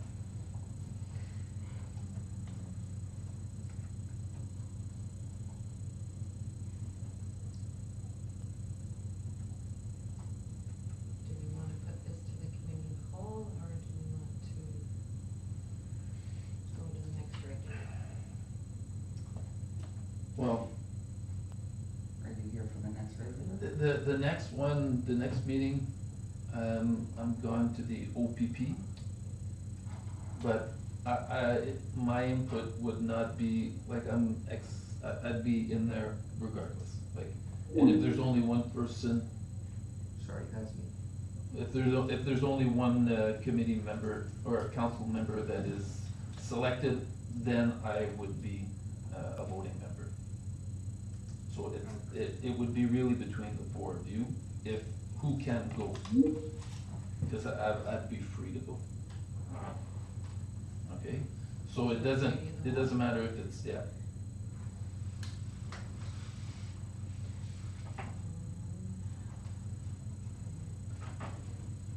And not to jump back too far, but even just if Councillor Pesce does not make it here for that, where we push back for the Lions Club, just note that inside the funding agreement, so it's written $40 and in the brackets $40,263.30. Just keep. That's been changed. It's been corrected. Oh, It's not been in the correct, that was agenda. just a draft. Okay, That I was just wanted. a draft that was going yeah, to that, legal. get that fixed going forward, but if you guys already did it. Okay, so moved by Councillor Loftus and seconded by Councillor LaChance, be it resolved that item 9.2.4, human resources support is hereby referred to the committee of the whole meeting of June 4, 2025. All those in favor? Carried. Next is Public Health Sudbury District unapproved minutes for information only, or, okay. After that, we have report to council municipal facilities fee structure, prepared by Pamela. Okay, so at the May 1st Parks and Rec Committee, there was some discussion about revising our fees, charges. So there were some points that committee members did agree on. There were some points that committee members did not agree on. I would like to a general consensus from council before staff comes back in reports to council. So what was agreed upon was that a 15% discount would be given to qualified organizations for weekend rentals only. So if you had a qualified organization that still only wanted a daily, they would only be qualified for the 10. It's only for a weekend rental, either for ball field, community center, arena, whatever we provide a weekend rental. It would be up to 15%. It was brought to committee's attention that the options for the table setup, having 3 different options for table setup and 3 different options for table to take down was a little too cumbersome when you're looking at the fee structure, so maybe combining it and offering a $10 per table setup and take down, so it equates to the same amount, because before we were charging $50 to set up 10 tables and $50 to take down 10 tables, so altogether it'd be 100, so this one would be $10 per table for take down and set up. So it'd just be one line item on the rental application instead of 6. So it's just the same price, it's just the wording. We talked about, and the council talked about a different council meeting, removing without cleaning packages. And that is no longer an option, that it's the municipality's presentation also when somebody takes a non-cleaning package, and we want to make sure that we're represented. So no cleaning packages, or without cleaning packages, will be removed for every facility. The community center, they wanted to potentially create 2 packages for private events or public events, and then create a set fee. So the basic fee for the community center was $800 for a weekend event, and then there would be, in the old one, there was the basic cleaning package and there was the premium cleaning package. So what they suggested is for private events, it would be the hall plus the basic cleaning package, and that would be the set fee, and it would just be a private event package. And then for a public event, it would be the community center plus the premium package, and that wouldn't be an option. It would just be, here's the package and you're getting the premium cleaning, where we're cleaning in between the days of the event. Whereas if it's a private, like a wedding or something like that, we're not cleaning in between the days of the event. So there's the price difference there. So then a wedding would be private? Yeah, so it would be 800 plus the 275. and then that would be their option. And then for a public event would be the 800 plus a 550. So it would just be 2 line items, either public or private event. So public event would be like, It's open to the public, you're No selling invite tickets.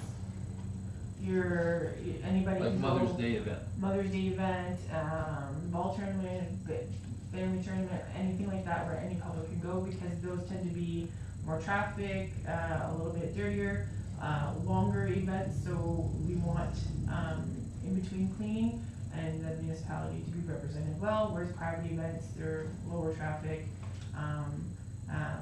typically 1 day events, so we won't have to do the, in between cleaning.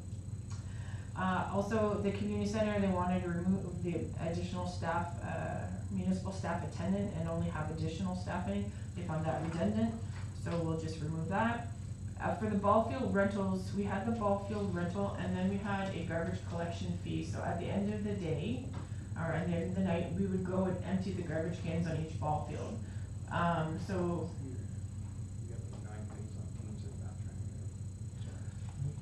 so we wanted that to be a basic, like an all-included, like we didn't have an option to not pick up the garbage cans. So we added the fee into that, so we were increasing it from 175 to 194.50 per field for the weekend event. So that would be setting up the lines, giving you the basis, rascaling, and at the end of the day, picking up the garbage can at the ball field. Whereas before, it was something you had to do separately, and it'd be up to your committee to end up doing that. But again, presentation, we will take the responsibility because we want the fields to look good, and we end up probably doing it anyways. So that was what the committee had recommended. Now, some of the issues that the committee did not agree on and would like council to discuss for further discussion, for the extra day rentals.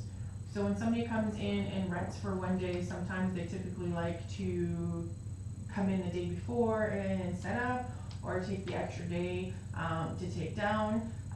We had, the last fee structure, we had charged a fee for that. If you want to come in early, you have to pay an extra fee, but we would not be cleaning in between those. So if your event's on Saturday, you wanted to decorate, you can come in on Friday, you pay this fee, but we will not come clean up after you being on there on Friday once you get the keys.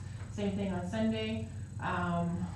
You wanted to take down your decorations, you pay fee. So committee, one committee member would like, if there was no rental scheduled for the day before or after, giving it to them for free. So reverting kind of back to the old, so when you're renting, you're essentially potentially getting as many days as you want. On a previous rental, not too long ago, we had a request to go in for a Tuesday, set up for weekend rent. And we said no, unless you want to pay 4-day rental. So that's just an idea of where it could potentially go if we say there's no rentals, you can have it for free. Second is a multi-year fee structure. So I know when we increased the fees last time, it was quite a big jump in most categories, and a lot of municipalities offer like 4 or 5 year plan, 2% increase year over year, and your fees are set. So there was some discussion about how we set them. Since most of our prices are based on cost recovery, based on wage, majority of is based on that. Since our now wages are set based on union negotiated contract, we typically know the contract increases year over year, so we could build it into that. So, for example, the last contract was 3, 3, 2, and 2. We would set our fee structure every year. First year would be 3%, 3%, 2%, etc. So that was option 1. Option 2 was doing a standard fee. For example, again, we're just using last year, it could be whatever. It'd be 2, 2, 2, and 2 instead of the 3, 3, 2, and 2. And then at the end of the 5th year, there would be a slight increase to kind of compensate for where we're going, or like where we've gone. And then the same, option 3 is keep it for as long as we did. The next time we revise it, that's when we do that potential big jump. So there was some discussion about that one. And then the third one was, currently right now we rent the hall at the arena. to the group, weekly. When these fees were set there, that was not a thought that would happen. Typically in the arena, when people are renting the hall, it's usually in the arena when the arena is operating. So it was never thought that we would have to have an attendant in a non-hockey or a non-ice season. So right now we're losing some money because we do have to pay a staff to sit there for 3 hours for a 2-hour rental, because they have to be there before to let them in and wait for them to get out. So there was some discussion about increasing the rate to the same as the community center, because if the rates are the same, people will most likely go to the community center. It's bigger, it's nicer, and it's easier for staff to clean because it's one big hall. Going to the arena, you have the lobby to clean, the hallway to clean before you even get to that. One discussion was increase the fee to by $15. So currently it's at $30, so increase it to $45. It's still less than the community center, but it will decrease our loss. That was the option. Second one was offering 2 different pricing, in season and off season. So when we have an attendant there and we don't need additional staffing, we can offer it at that amount. In the off season, when we have to bring in additional staffing, we can offer it at a different amount.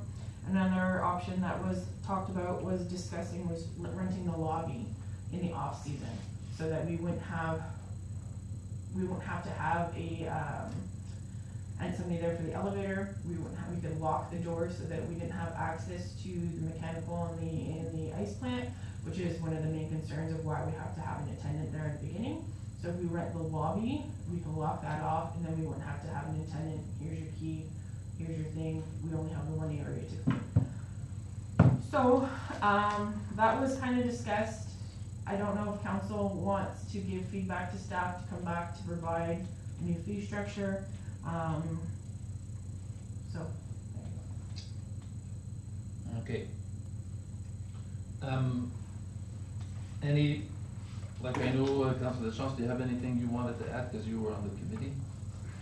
I don't wanna speak to too much of what we discussed, because some of the stuff myself, for the first 6 items, myself and Councilor Putze both were pretty much in line with, Okay.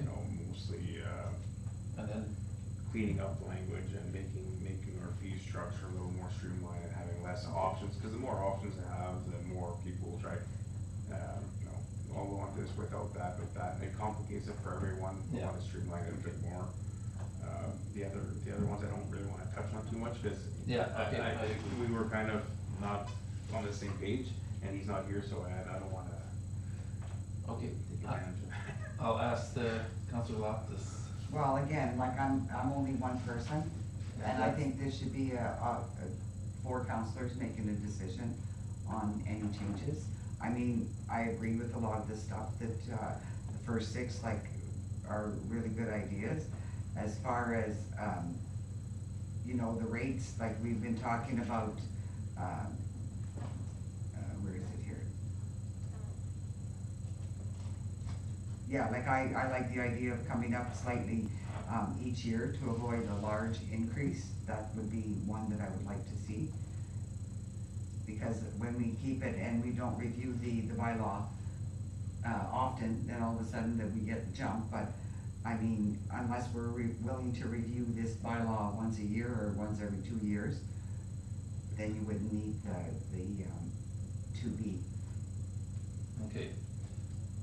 Just to speak to what you just said, Councilor Loftus, that was kind of what I was thinking, is if you had it streamlined, we wouldn't have to review it, because everything is based off of cost recovery for our cleaning, right? So I like that idea where we don't have to worry about that. That could be included in the bylaw, that, it's just we increase slowly each year, and that's it. But I would like to hear the other councilors also, so could we defer this one also?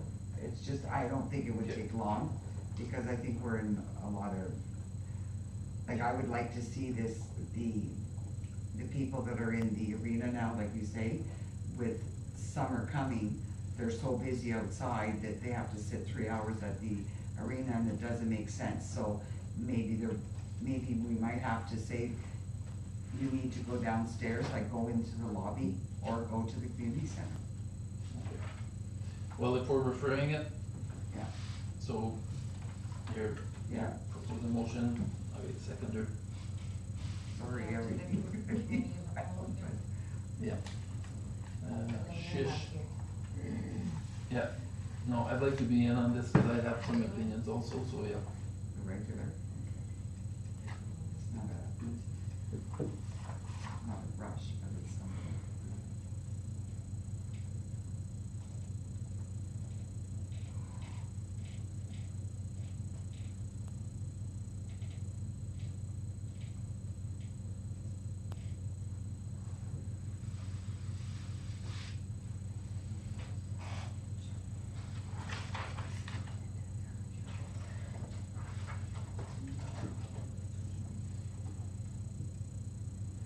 Okay. Moved by Counselor Loftus and seconded by Counselor LaChance, be it resolved that item 9.4.1 municipal facilities fee structure is hereby referred to the regular meeting of council on June 18th. All those in favor? Carry.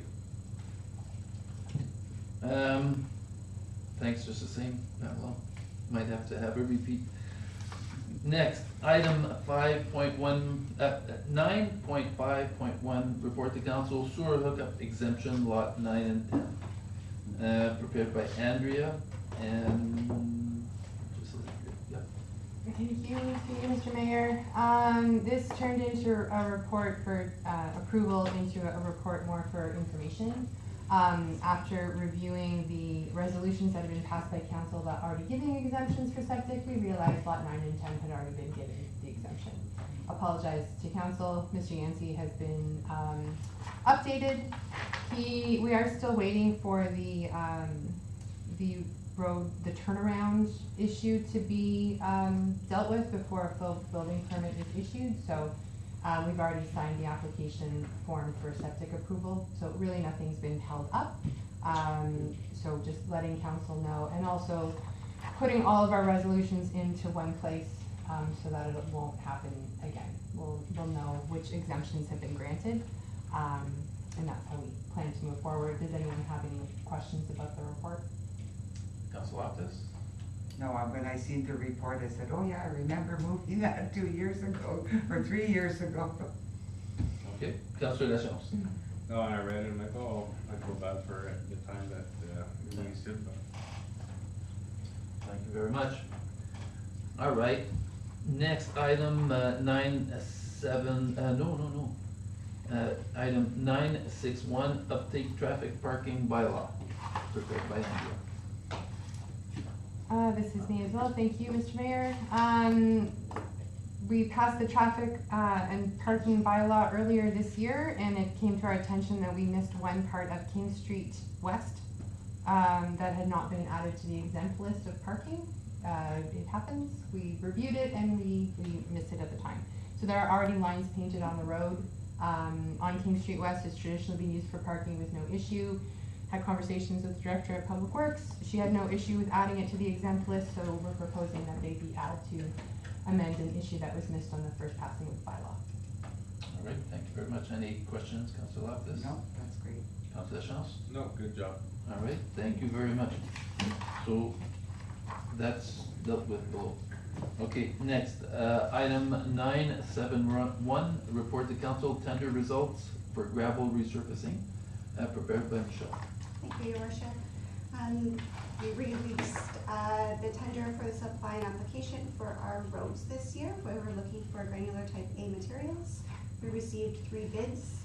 The recommendation is to award to the lowest bidder, as all has submitted the documents that were required for the tender. So the item amount was $100,113.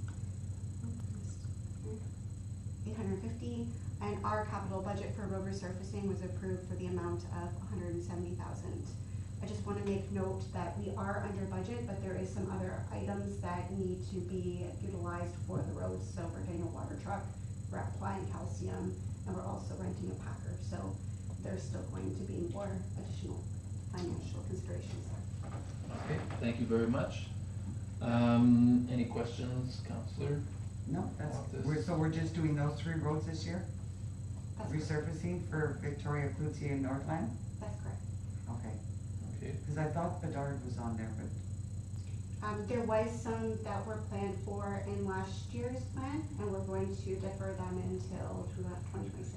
okay, I just want to make sure. okay, Counselor Lachance? Just when you said getting a water truck, you mean purchasing a water truck? So we're Okay. renting. I was gonna say. And other than that, no questions. All right, thank you very much. Therefore, can I have a mover and a seconder for the resolution? Counselor Loftus, Counselor Lachance? Moved by Counselor Loftus and seconded by Counselor LaChance, be it resolved that Council for the Corporation of the Municipality of St. Charles awards the contract for the supply and application of a gravel for Victoria Road, Cloutier Road, and Northland Road to Frenchwood Contracting in the amount of $113,850 plus HST. All those in favor? Carried. Item 10.1, Manitoulin Subway District Service Board, they've printed their first quarterly activities report for information. Yes. Okay. Next item, St. Charles Public Library, minutes of January 16th for information. All right, thank you very much. Next, mover and a seconder. Before we, We have to he's refer still not there, huh? refer the line stuff thing first, because now we're at the end of the meeting. Well, we will give him, before we get to the last part there, we'll give him 2 We minutes. still have to come back into open after. Oh, yeah, that's it. Oh, I was getting close to second time. okay, so we have mover and a seconder for first and second reading. Counselor Loftus, Counselor Lachance. Moved by Counselor Loftus and seconded by Counselor LaChance, be it resolved that Council for the Corporation of the Municipality of St. Charles hereby gives first and second reading to the following bylaw. Bylaw 2025-30 being a bylaw to amend bylaw 2025-17 bracket traffic and parking bylaw. All those in favor? Carried. Now can I have mover and a seconder for the third and final reading? Counselor Lachance, Counselor Loftus. Moved by Counselor LaChance and seconded by Counselor Loftus, be it resolved that Council for the Corporation of the Municipality of St. Charles hereby gives third reading to and finally passes bylaw 2025-17. All those in favor? Carried. Next, item, mover and a seconder to go into closed. Counselor Lachance, Counselor Loftus.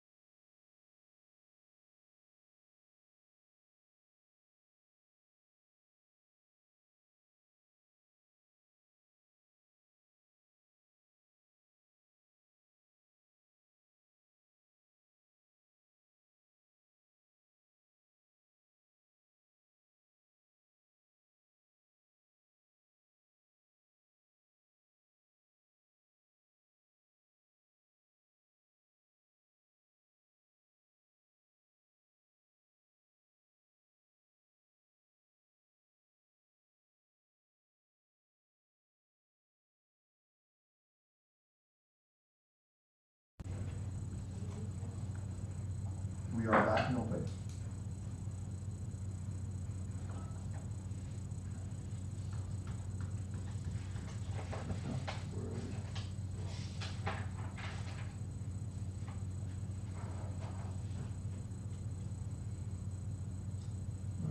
There. We did that. Where's reconvene? See? I thought it was another. Thank you very much. All right, in close, we received, Motion to reconvene. oh, sorry, thank you very much.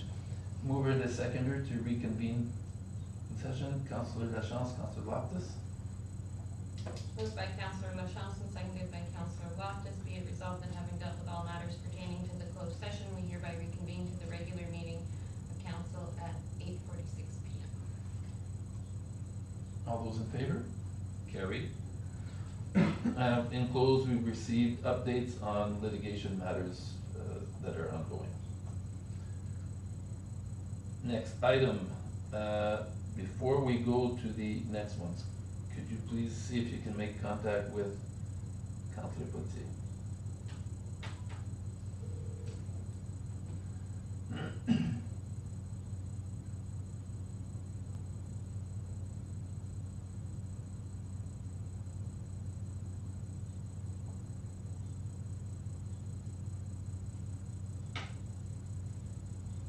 Why do we have these?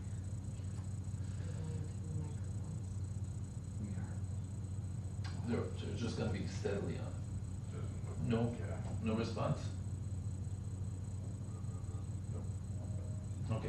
I don't know if he has a response or. What item? He's working late every night. He's in BC right now, and he's 3 hour difference in time, so. Yeah, so it would always be around this time frame if we wanna have a Next tomorrow night, tomorrow night. we would have, but does it qualify for emergency meeting? No, really. Urgent? I'm just, cause. Yeah. Unless you take it upon yourself to see what you can,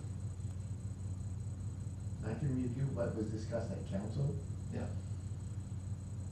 And if you need, because I know council agreed to it with the entire shot, There the is a money is resolution. different. There is a resolution. Yeah, the last time, it just, the amount and everything wasn't, I believe it was. shows that exact.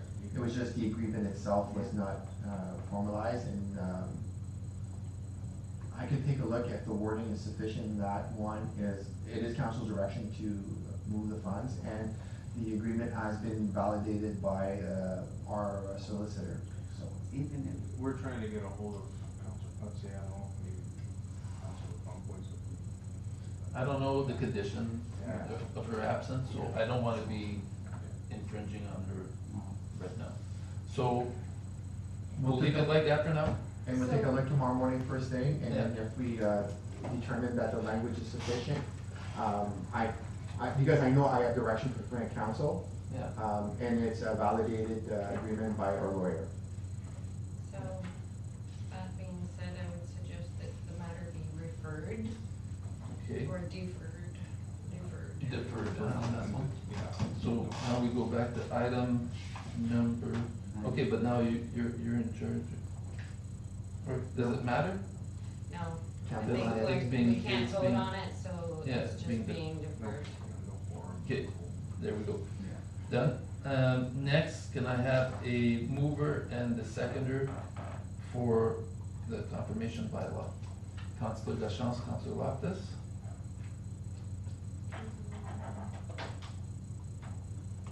Moved by Councillor LaChance and seconded by Councillor Loftus, be it resolved. The Council for the Corporation of the Municipality of St. Charles hereby gives first and second reading to the following bylaw, bylaw 2025-31, being a bylaw to confirm the proceedings of council at its special meeting of council held April 30th, 2025, at its committee of the whole meeting held May 7th, 2025, and at its regular meeting of council held May 21st, 2025. All those in favor? Carried. Mover and a seconder for the third and final reading. Councilor Loftus, Councilor Deschamps. Moved by Councilor Loftus and seconded by Councilor LaChance, be it resolved that Council for the Corporation of the Municipality of St. Charles hereby gives third reading to and finally passes bylaw 2025-31. All those in favor? Carried. Can I have a mover and a seconder to adjourn? Councilor Deschamps and Councilor Loftus.